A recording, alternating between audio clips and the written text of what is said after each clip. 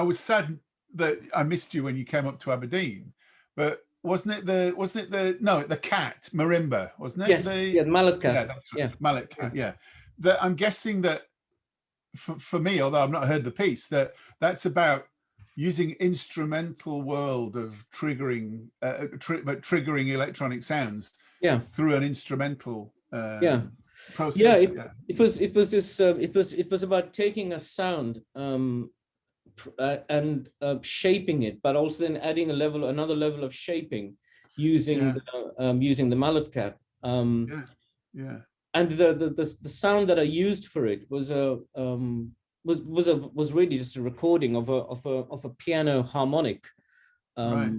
You know, if you by putting your finger on a node, and then just recording, and then whacking it with the pedal down. So I'd recorded various samples of these harmonics, some more or less harmonic, some inharmonic, and some really just completely noisy, depending on where you put your finger. And the thing is that I found those more interesting than the ones which were pure harmonics for various reasons. But it was a sort of exploration of that sound that I did with the mallet cat. But I didn't, I realized that this was what I was doing after the fact, because when I was writing the piece, there were sort of practicalities of getting this thing to work, or getting the piece to work in these terms.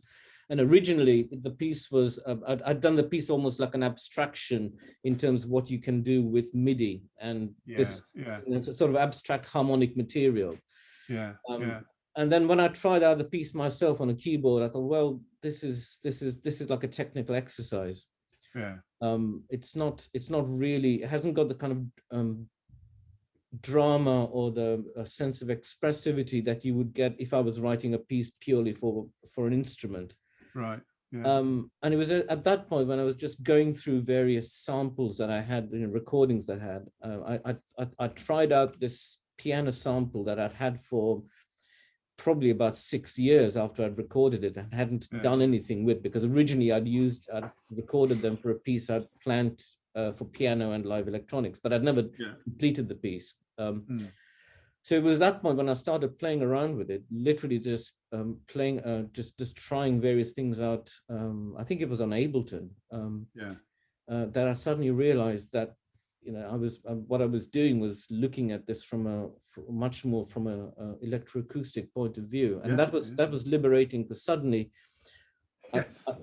all this other stuff, all this other stuff about harmonies doing this, or of how long, of a particular rhythmic pattern and all that stuff, that it's not that they became irrelevant, but they just became tools, a means of shaping or doing something meaningful with these sounds, really, trying to get into the sound itself.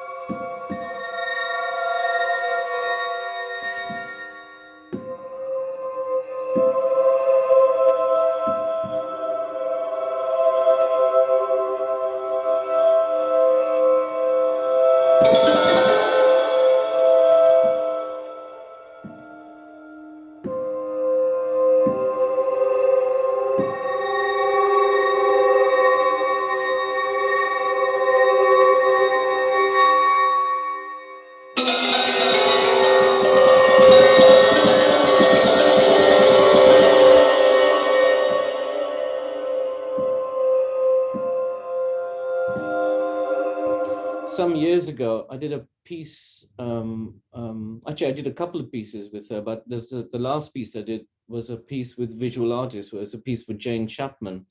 And she did. She had a project where she did some pieces with collaborators. So this was a piece. I was working on this piece with live electronics, harpsichord, but also this friend of mine, John Barraclough, the visual artist I was telling you about, who lives in Yorkshire. And so the idea was to get a live drawing interacting with the processing sound, with acting on the sound of the harpsichords, so processing that via a computer. And it was a sort of experimental thing, really, just to find ways in which really was trying to find sort of a kind of aesthetic connection between the live performance and the business And of the visual art. live So drawing. was the live drawing, was there sonification involved there then? How were you translating the drawing into the sound then? Well, that was the thing. I mean, the connection, because we looked at various things of mapping. But the problem with that was, well, not the problem, but one of the things was that was so rich that it was difficult to get that to work with the harpsichords. For example, you could do parameters for things like live additive synthesis or subtractive synthesis or certain. Well, the thing is, if you tried it if you tried with things like AM and FM, there's only so much you can do, because the moment you move beyond a certain limits, you get, it's like the entire universe is going to collapse in on itself. The kind of output you get. So the way we did we worked with it, the performance was to use I mean, this is quite compared with what's possible now, it was quite primitive, which is we used contact mics on the drawing surface at various points. So, and what that would pick up was the contact between the pencil or the drawing implement. So it would, and I think John at the time was using a particular grade of paper, which would, give. It was textured. So yes, exactly. Yeah. So like that information was just used as a kind of as a means of generating an envelope. Yeah. So once you've got the envelope, you can then apply it to. Okay, that's interesting. There you go. I'm kind of slightly interested in that whole sonification thing, but at the end of the day, I'm more interested in the sound that a pencil, the real sound of a pencil on textured paper with a contact mic on it, because that's a true recording of something that you can then work with. No, this is the thing that I found interesting with getting to this point, was because that was exactly the kind of thing that John was interested in, because he comes from virtually from a pure visual arts background, fine art background, and so what interested him was the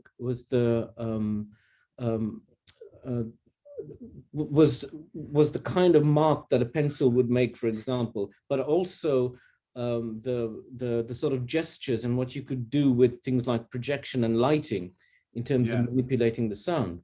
And then another thing that I'd worked on him before we got to this project was he did a film for another piece I did for Jane, which was called Breath Across Autumnal Ground, and that was a pre-existing piece. And he developed a piece, a visual, a set of visuals which could, in theory, be performed live. Right. Because what they involved was a sort of almost like a shadow play or a live show, but using found objects of various kinds. So these found objects were lit against on a trestle, and they were filmed from above. And he got some amazing results, things using fabrics, distressed bits of distressed metal or distressed objects, leaves, quite a few leaves. And it was incredible. It was almost like watching live animation happening, but almost as a shadow play. And that, the discussion we had at that point was that well, for me, it was returning to something that I hadn't really thought about for quite a long time, which was, the work that I remember, the work that you and Alistair and Nick and Andy were doing with Jonty back in the day. In the studios, absolutely. Working with recorded sound and sound objects, found objects, found sound objects. Absolutely, And it was an interesting thing, because it was this conversation with John and the way he was working with visuals, which got me thinking about that side of things, which I hadn't really consciously, well, I mean, I hadn't really consciously addressed at the time, because I think at that point my interests were very much in a kind of an instrumental vocal writing rather than the acousmatic, electroacoustic end of things. I mean, I did a couple of things which involved. Yeah, I remember you did. You were kind of you were encouraged to dabble. I was encouraged, yes. And I think it was this experience of seeing the visuals in action and what John was doing, and which made me think back to what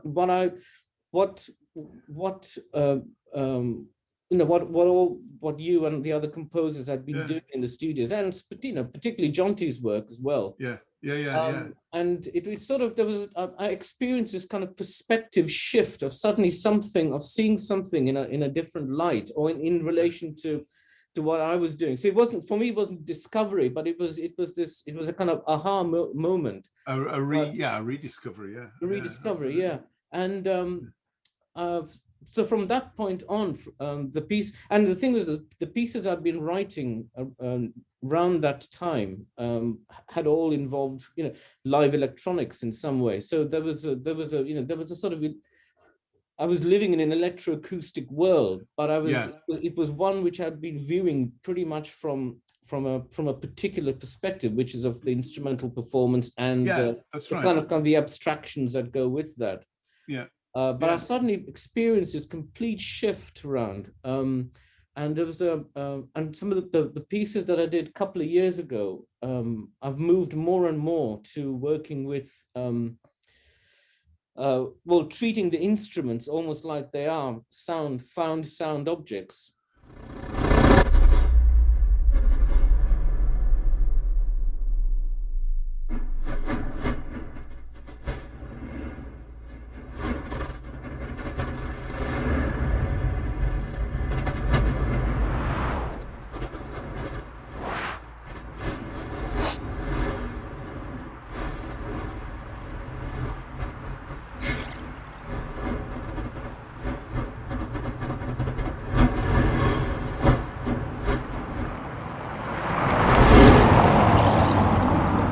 Doing the piece at a concert at Birmingham, I think it was at the Symphony Hall Centre, the rehearsal. That's right, the CBSO Centre. CBSO Centre, and it was I think it was that concert which there was it was a concert of two halves, if I remember.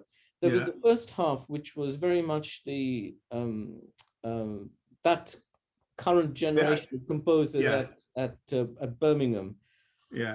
Where and there were some fantastic pieces coming out somewhere, but then suddenly there was a flip to people of our generation of composers, and there was a piece by Alistair, Andy Lewis, and then you did C'est un rendezvous, and there was suddenly amazing change. It was almost like you were in a completely different studio, because the sound, the nature of the sound just suddenly transformed. So suddenly you were hearing stuff, and which was where there was a wide dynamic range, high levels, whereas previously things were very very beautiful and delicate. I mean, they were strong, but it didn't have this these particular gestures and textures that the second half contained. And I remember this piece that you did, and I was absolutely gripped by it at the time, and I hadn't really have not heard it since then, until a couple of weeks ago, when I got hold of the CD, and so I've been enjoying listening to it. I mean, it's really magical. Do you know what? That gig might have been the 20th anniversary of Beast. Yes. And I think what they did was to get some old farts back and get this sort of current Beast. And so the old farts in the second half, me and Andy and Alistair, that, what it makes me think about is it an approach to materials that is around having been brought up using tape recorders? Yes. And actually then using computers. I use Reaper as if it's a bank of reel-to-reel tape recorders, and I've always used a DAW in that way, because that's where I come from. Whereas the young kids, they unless they have a go at being retro, they don't know about all of that. And I used to teach. I used to have a little in the middle with of the 12-week class. I'd have a bit of a break by bringing in a tape recorder, a splicing block, and we'd bugger about like it was like in the olden days. And they absolutely loved it. And they say things like, so that's where cut and paste comes from then. And you think, yeah, yeah, of course, but because they're in this world where even the language, they don't fully know what the language is that they're doing, but they just, it's a mouse movement. And so that gesture of the mouse movement is totally different from the gesture of moving faders up and down to control the volume of a sound, which, yes, you can still do with controllers, but the physicality of composing musique concrète is a really important thing, I think. Yeah, that's something I never forget. That physicality is really important. Mike Vaughan talked a lot about that in a paper he wrote ages ago about the tactile aspects of working in a studio, which I found really interesting. But yeah, it's weird, isn't it? Yeah. Well, thanks for that.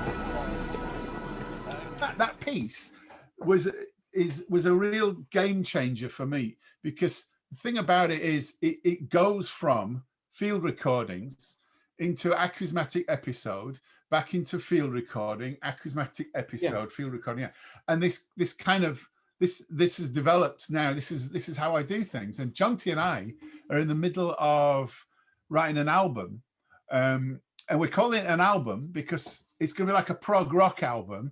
So all the tracks are going to be 6 or 7 minutes long, and we're trying to keep it so smaller form than it would normally be. You know, not the 12 to 15 minute acousmatic thing, but where each of the pieces is derived from a single field recording that we've got.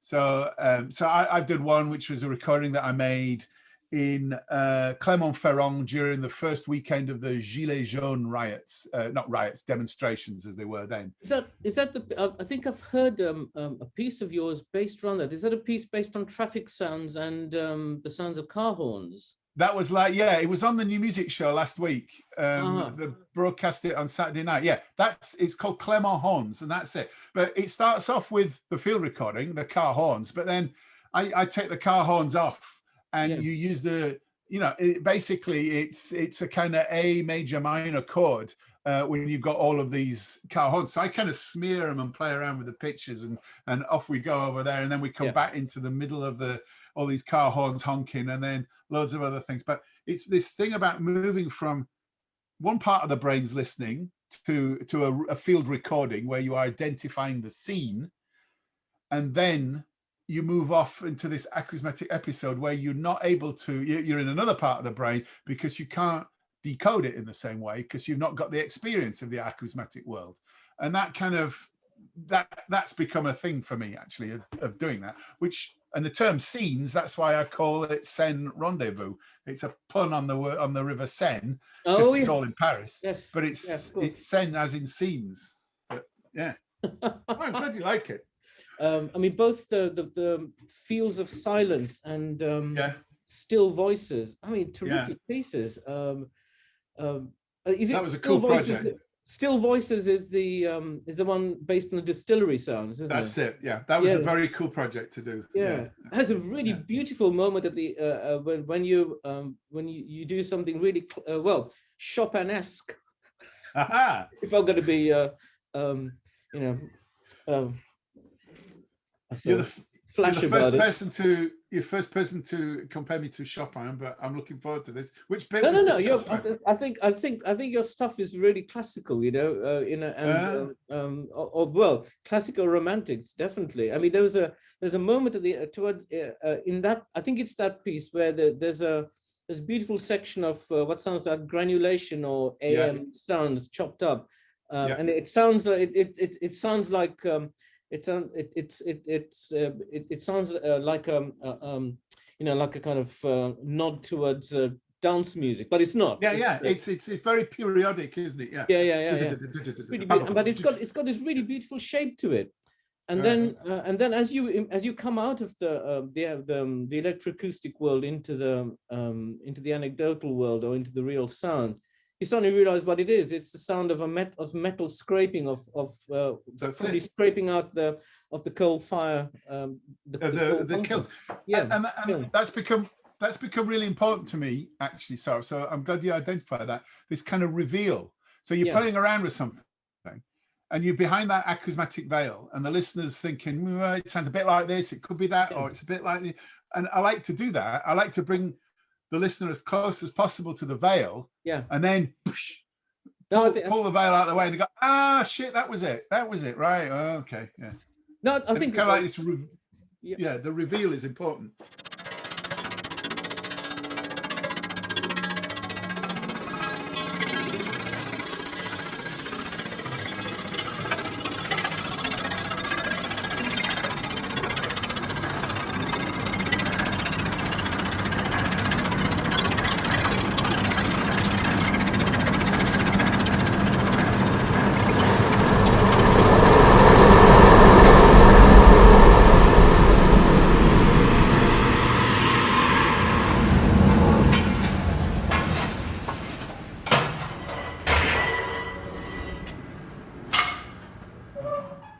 But both the Seine Rendezvous piece is really about is a you know, it's a great piece about Paris, a journey through Yeah, Paris.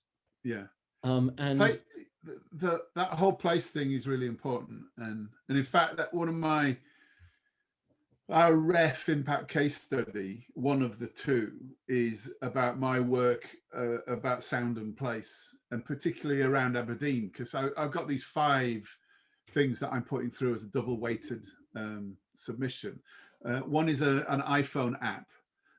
There's a sound walk, a sound map, an 8-channel piece, and music for a photography exhibition.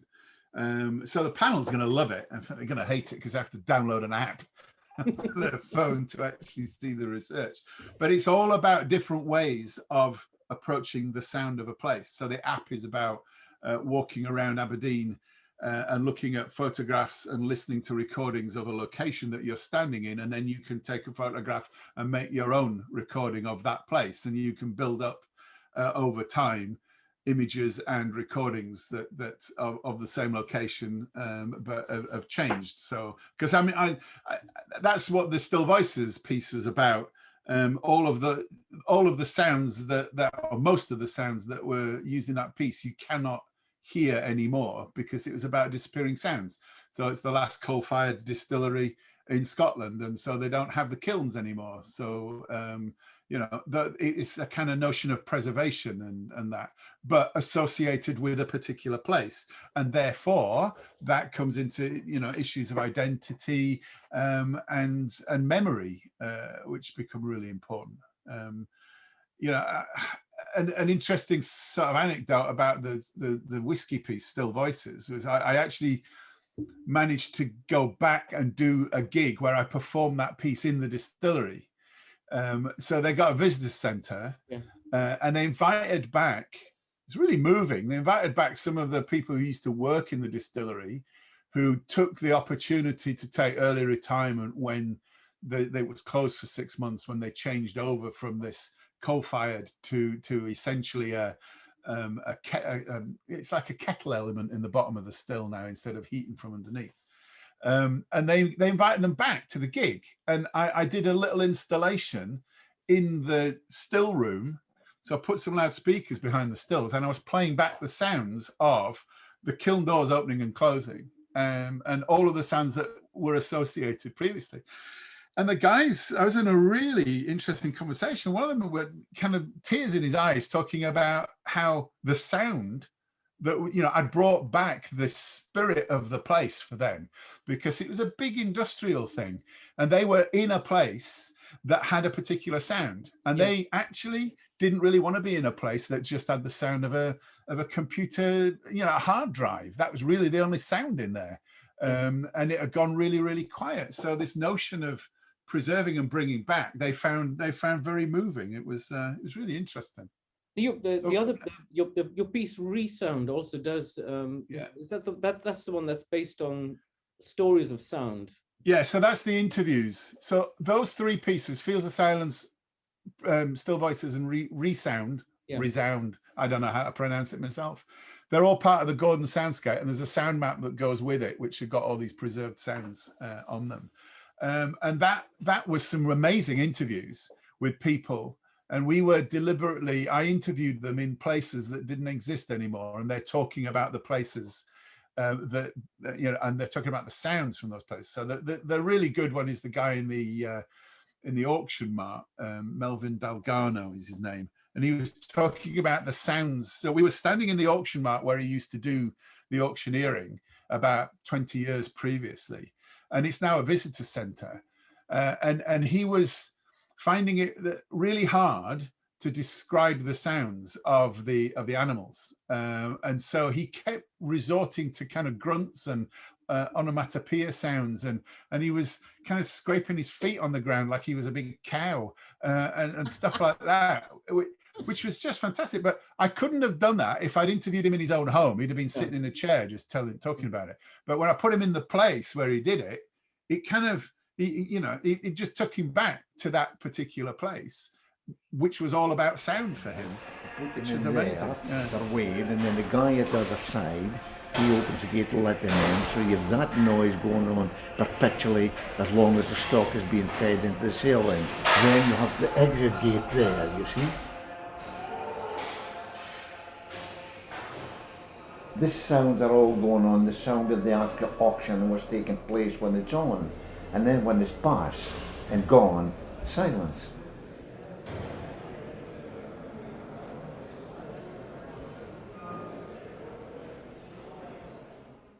Interesting. I think the other piece of yours I also liked, and I was trying to spot the sound in it, which was the Delia Derbyshire piece. Oh yeah. So I think the sonic screwdriver sound is used all the way through. It's sort of in there. It's sort of in there. I got access to a bunch of samples because it was part of a bigger project. Me and Alistair, Pippa Murphy, Zoe Irvine from Dundee, and someone else. And we were commissioned. So as a play was written about about the radiophonic studio, and they wanted to show the play, and then afterwards they wanted this kind of, you go get a drink and you come back and listen to these pieces of music that have been composed. And I had a lot of fun doing it because I could use bits of Delia's music, so it's full of all that kind of stuff, and Sonic Screwdriver is one of them. So it's kind of, yeah, it's in there, but it was just amazing to have access to this stuff and to see, you know, how it all works. Is incredible. Yeah, it's a piece I haven't done very much actually. That one. The title's too long.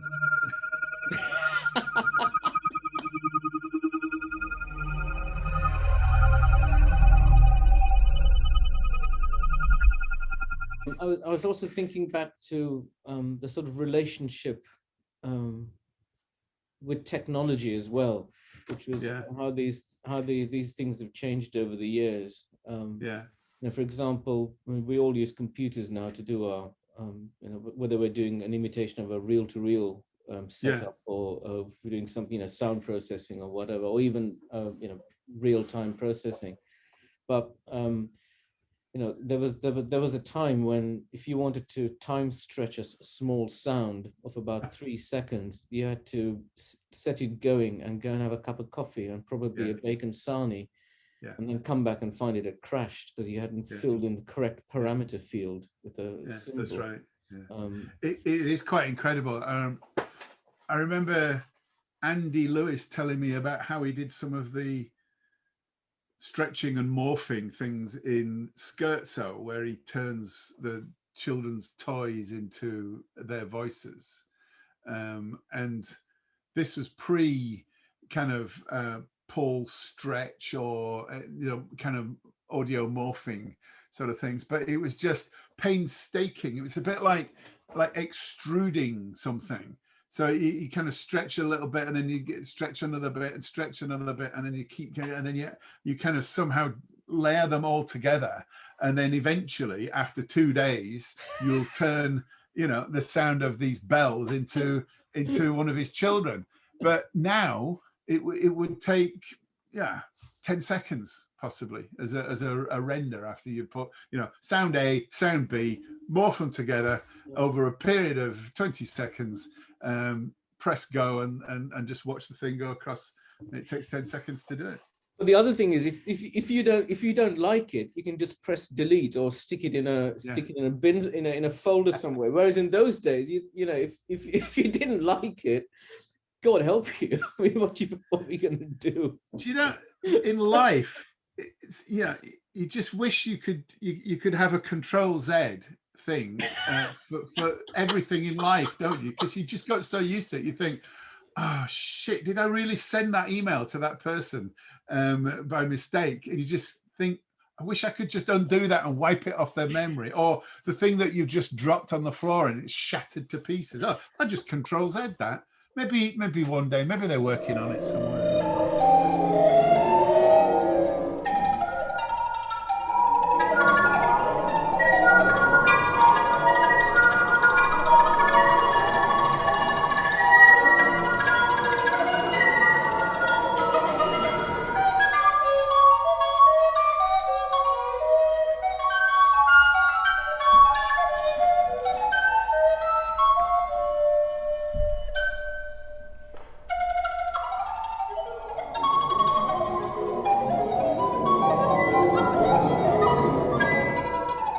I've been doing what Alexander does, which is when he wants to work out how to do something.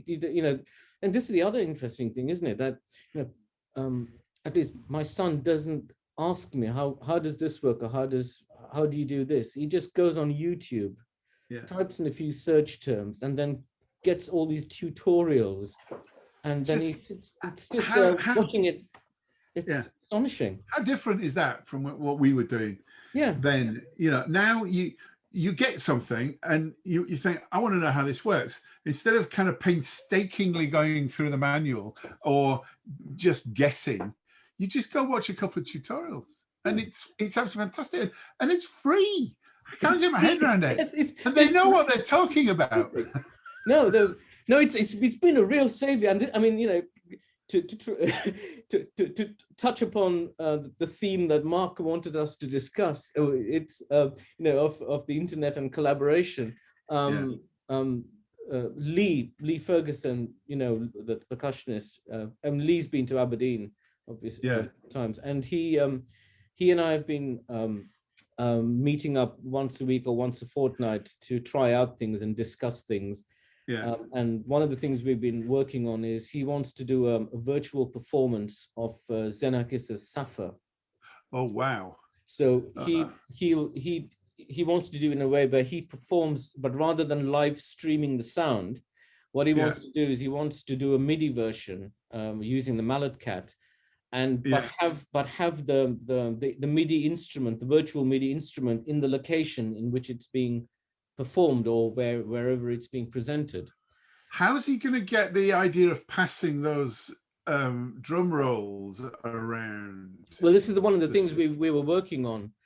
Because that's about how you could probably do that in ambisonics, couldn't you? Or that'd be really interesting. Well, that's one of the things we were working on, and so the panning thing was interesting because this the business where once upon a time, if you want to work that out, you'd have to go and do some serious bits of research and read read the textbooks, get the panning algorithm, and then try and get your head around how to implement this using Max or something else. Yeah. But now all you do is, well, not all one does, but you can go to Ableton Live, and you can look at their surround sound panel, modified by taking it apart, and you start to get somewhere in terms of adapting it to do that job.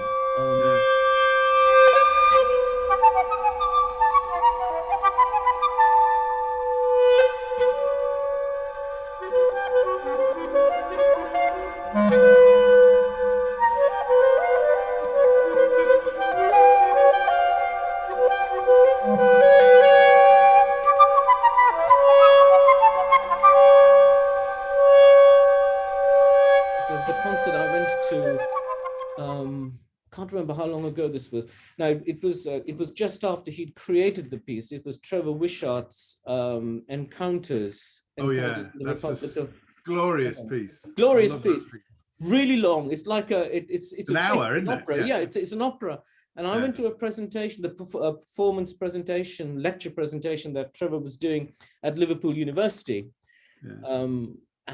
So I just went along there, it was still at a time when for me to sit down and listen to a piece of acousmatic music was well, not difficult, but it was something that I had to sort of focus on and really concentrate on. I mean, a lot of the acousmatic pieces I'd listened to, I'd found not problematic, but because of my perspective, my acousmatic my perspective on the piece, I'd never really I'd found difficult latching onto it. But I sat through and I listened to this piece, and I hadn't noticed that an hour had gone by. Yeah. And it's beautiful when that happens, isn't it? Yeah, it was fantastic.